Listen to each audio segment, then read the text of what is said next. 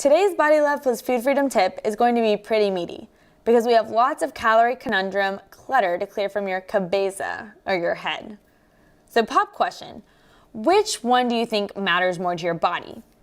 A calorie, defined as a unit of heat equal to the amount of heat needed to raise the temperature of 1,000 grams of water by 1 degree Celsius. This unit is used as a measure of energy released by food and digested by the human body. Or B, a nutrient, defined as a substance that provides nourishment essential for growth, vitality, and maintenance of life. So which one do you think matters more to your body, a calorie or a nutrient? Your body only knows nutrients, not calories. Unfortunately, we've been trained to believe that calories or macros are bad things too. If you were to define a calorie on your own terms, what would your definition be? What is a calorie anyway? Simply put, calories are energy. Like a plant needs energy from water, sun, and soil, humans need energy from calories in food and water. Calories are simply the gasoline we put into our own Ferrari bodies. Remember, if a plant runs out of water or a car runs out of gas, what happens? They don't function optimally. Likewise, if a human is running low on calories for an extended period of time, we don't function optimally.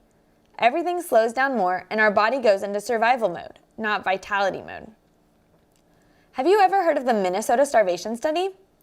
It was a study that went on during World War II when scientist Ancel Keys and his team of researchers wanted to see what happens to the human body when prisoners of war were captured and fed a starvation-style diet, the bare minimum. 36 healthy male volunteers participated in the study, during which they went on a 1,600-calorie diet, nearly half of their normal intake, over the course of 6 months. The findings? Sure, the men lost some weight, but even greater. Researchers found that the men became obsessed with food, thinking about food, looking at cookbooks, dreaming about food, talking about food. When they weren't eating, some played with food, like little kids making mud pies. Others licked their plates or held bites in their mouth for a long time to savor it. Some men ate out of trash cans, others snuck food and binged, stole food or obsessively chewed gum.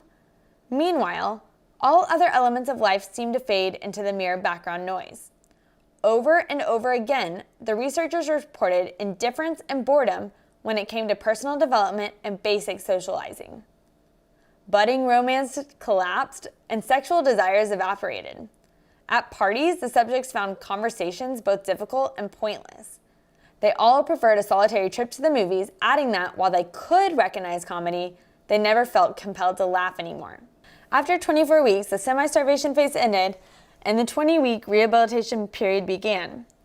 It was during this stage that the most surprising finding emerged. Physical recovery progressed, if slowly, yet the subject's mental states seemed to decline further.